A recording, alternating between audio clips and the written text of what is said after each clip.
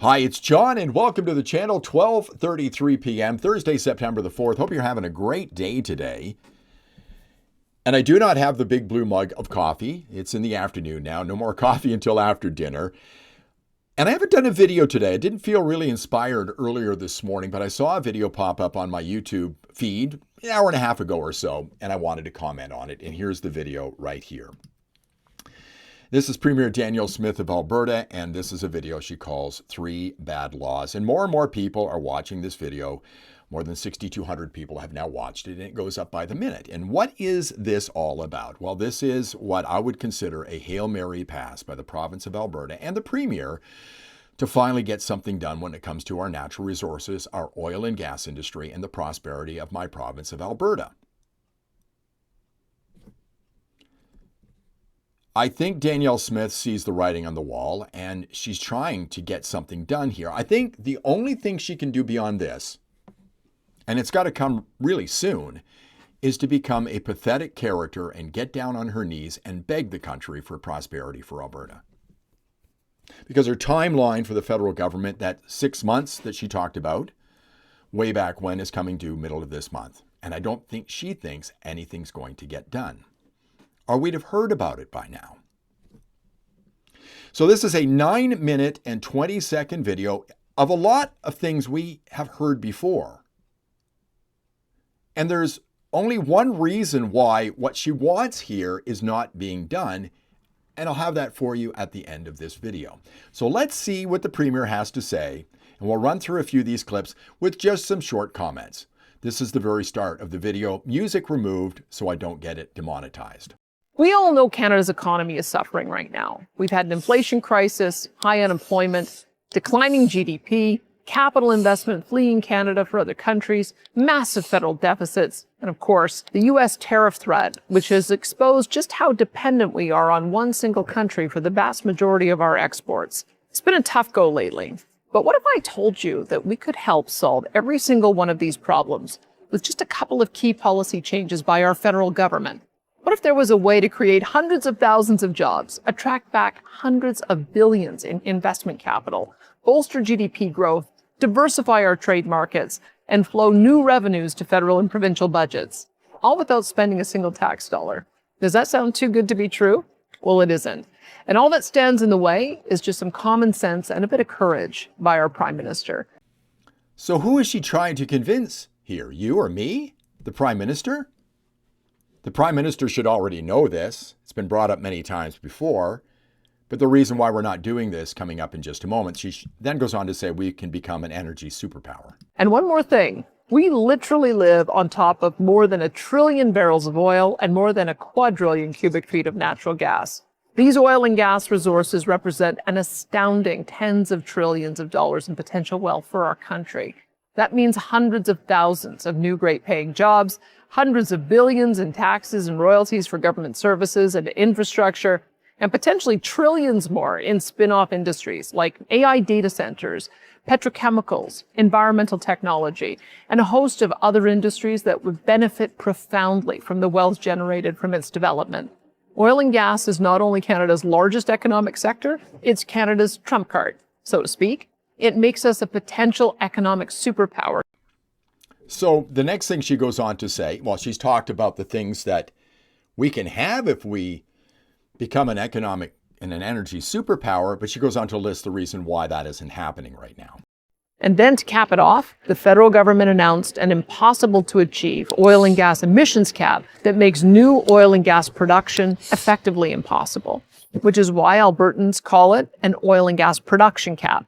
The funny thing about this particular emissions cap, it wasn't imposed on any other type of production, not on the production of cement or steel or aluminum or any other product mined or manufactured in Canada. No, the cap was placed on just one single sector, oil and gas. You can probably understand why Albertans are mighty unhappy about that. The Conference Board of Canada just released a report concluding that this cap will cost the Alberta economy roughly $1 trillion in lost GDP, 150,000 jobs, and $200 billion in provincial revenues by 2050. Sounds like kind of economic suicide, doesn't it, to not unleash Alberta and our energy? In any event, all of these laws combined constituted one of the greatest acts of national economic self-harm in our nation's history. No other nation would ever think to phase out its most valuable assets worth tens of trillions of dollars and hundreds of thousands of jobs for its people. That would be utterly self-destructive. And yet, that is exactly what Canada has done to itself. So she then says we don't have to continue this way and lists the three things that we need to do to become economically strong in Canada and, of course, in Alberta. We don't have to remain economically weak. We don't need to rely on any foreign nation for our economic well-being. Our success is a guarantee if, and here's the key, if our federal government and a couple of provincial ones will simply agree to unblock and unleash the power of our oil, gas, and natural resource sectors. So here's where I want to comment just a little bit. She talks about the federal government and some provincial leaders. Those would be people like Legault in Quebec. That would be Wab Kinew in Manitoba. That would be David Eby in British Columbia. Well, and of course, Mark Carney. So Danielle, why don't you call up those gentlemen and say, let's sit down and ask them if they'll allow us to have a pipeline. Just ask them outright. David, are you going to let us have a pipeline to the West Coast? Yes or no? Wab, are you going to let a pipeline go through your province, through Alberta? And Mr. Legault out in Quebec, you've been standing in the way of Alberta for years. You going to let a pipeline go through there? Yes or no? And see what they say. Because I bet you all of them would say no, and that includes Mark Carney. Why don't you do that? Because you're getting close to the point where you become a pathetic character, and you're down on your knees begging of the country. There is a solution to this. I'll get to that in a moment. And she ends on this note right here. The true North, strong and free. We can do this. We just need the Prime Minister and our federal government to act and get it done. So the true North, strong and free. During the election campaign, Carney and the Liberals, they played up the fact that it's Team Canada, and the provincial premiers did as well, including the aforementioned Eby, Kinew, and Legault.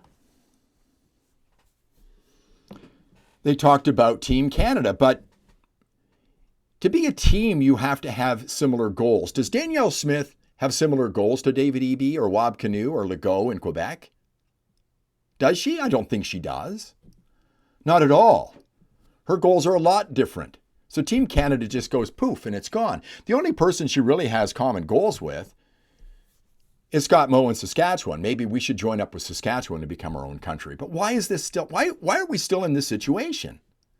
Why is it a Hail Mary pass right now by Danielle Smith producing this really well done and slick video? And why are we almost to the point of having to beg? I think we've been begging really for months to get things done. And we still haven't got a commitment by the government. We're going to get thrown the scraps.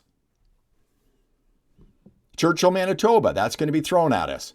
And they're going to want us to be happy with that and be grateful that we get anything at all. Why is this happening?